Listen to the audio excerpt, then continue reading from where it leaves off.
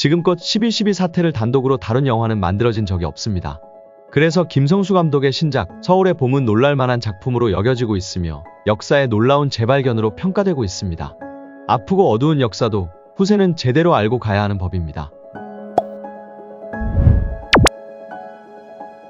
영화 서울의 봄은 12.12 사태가 일어난 1979년 12월 12일 6시 50분부터 다음날 새벽까지 약 10시간의 군부 쿠데타를 촘촘한 드라마로 기록해냅니다. 당시 쿠데타를 주도했던 전두환은 전두광이란 이름으로 나옵니다. 수많은 배우들이 노태우와 정호영 등 실존 인물들을 연기해냅니다. 주목할 것은 이들 반란군 말고 상대편인 진압군 쪽에 서서 싸웠던 3명의 이야기를 주요하게 다루고 있다는 점입니다. 김진기 헌병감과 정병주 특전사령관, 그리고 장태환 수도경비사령관입니다. 노태우의 비중보다 이들 셋의 비중이 더 크게 다뤄집니다. 서울의 봄은 전두환과 장태환의 1대1 대결로 12.12 사태를 축약하고 집중화해내는 데 주력합니다. 그 대결의 서스펜스가 40여 년 전 이 일을 생생하게 기억하게 하거나 상상하게 하는데 큰 몫을 해내고 있습니다. 황정민은 광기의 연기를, 정우성은 신사다우며 멋있는 이미지의 연기를 선보임으로써 선과 악의 싸움, 악행과 정의의 싸움의 이분법을 구축해냅니다.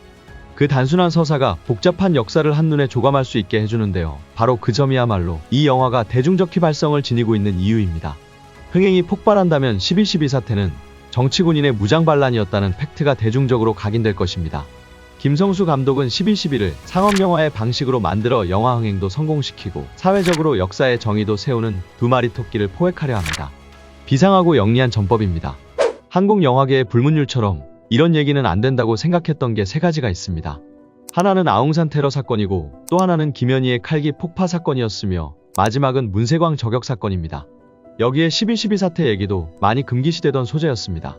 비교적 최근까지 이런 현대사 사건의 희생자들과 가해자들이 다수 생존해 있었던 점이 부담으로 작용한 면이 있습니다. 그런데 그 금기 아닌 금기가 하나 둘 깨지고 있습니다. 아웅산 사건은 지난해 배우 이정재가 희대의 역작 헌트로 만들어 주목받았습니다. 12.12는 이번 서울의 봄으로 물꼬를 탔습니다. 칼기 사건은 오래전 고 신상옥 감독이 마음이란 제목으로 만들었으나 다시 제대로 만들어져야 한다고 생각하는 사람들이 많습니다.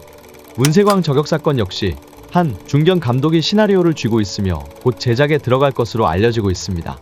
서울의 봄에 대한 평가와 흥행 여부가 이들 후속작들의 제작에 기름을 부을 것인지 찬물을 끼얹을 것인지를 결정하게 될 것입니다. 12.12 사태를 정중앙에 놓고 그 전에 11.6 사건에서 그 다음에 5.17 비상계엄 학대, 광주민주화운동에 이르기까지 많은 영화들이 이 1년의 짧고 처참했던 시기를 기록해냈습니다. 그리고 1987년 60항쟁에 이르기까지의 역사도 섭렵해냈습니다. 그런 면에서 영화는 꾸준히 씻김굿을 해왔으며 영화로 역사를 진화시키려 애를 써온 셈입니다. 11.6 사건은 2005년 임상수 감독이 그때 그 사람들을 통해 최초로 극화했습니다. 사람들은 처음으로 박정희 전 대통령이 총을 맞는 장면을 보고 충격을 받았지만 더 놀랍고 실망했던 것은 박정희 각하가 수시로 일본어를 쓰는 모습입니다.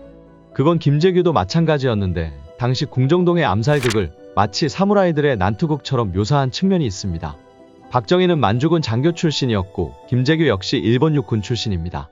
그때 그 사람들은 두 인물의 친일 흔적, 대일 의존도를 희화하고 풍자한 작품이기도 합니다. 광주민주화운동은 김지훈 감독이 2007년 화려한 휴가로 만들었지만 조금 더 드라마틱한 작품은 2017년에 나온 장훈 감독의 택시운전사입니다. 당시 광주에서 벌어진 사태를 영상에 담아 외신을 통해 전 세계의 진실을 폭로한 독일 기자 위르겐 힌츠페터와 그를 광주로 실어 날랐던 택시기사 김사복의 이야기로 거대한 역사의 흐름을 두 인물의 얘기로 축약해냄으로써 좀 더 구체적으로 사건의 내면에 다가서게 했습니다.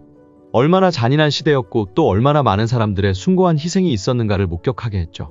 김사복이 독일 기자를 버리고 혼자 살겠다며 순천으로 먼저 빠져나온 후 국밥 한 그릇을 먹고 나서 서울로 올라가는 길에 혼자 울컥이다가 차를 광주로 유턴시키는 장면은 분명 영화적으로 만들어진 내용이지만 사람들의 눈물을 쏟게 만들었습니다. 한 명의 평범한 사람이 거대한 역사를 움직이는 장면을 보게 한 것이죠. 60항쟁의 드라마는 장준환 감독이 만든 1987만한 것이 그전에도 그 후에도 없습니다.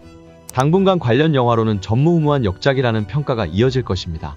시위 도중 최루탄에 맞아 사망하는 이한열의 모습이 거의 실사처럼 복기돼 그려지고 그 역사적 환기가 사람들의 마음을 휘어잡았습니다. 720만이 넘는 관객들이 이 영화를 봤는데 정치권에서는 60체제 이데올로기의 계승과 해체 논란을 벌이고 있지만 사람들은 여전히 60 정신을 추앙하고 있음을 보여줍니다. 이 모든 시대를 관통하는 다큐멘터리도 곧 나올 예정입니다. 내년 1월 김대중 전 대통령 탄생 100주년을 맞아 개봉될 김대중 전기영화 길 위의 김대중입니다. 역사는 한 움큼씩이라도 앞으로 나아가고 있으며 영화는 늘 그 옆을 지키고 있습니다. 역사는 영화가 되고 영화는 역사가 됩니다.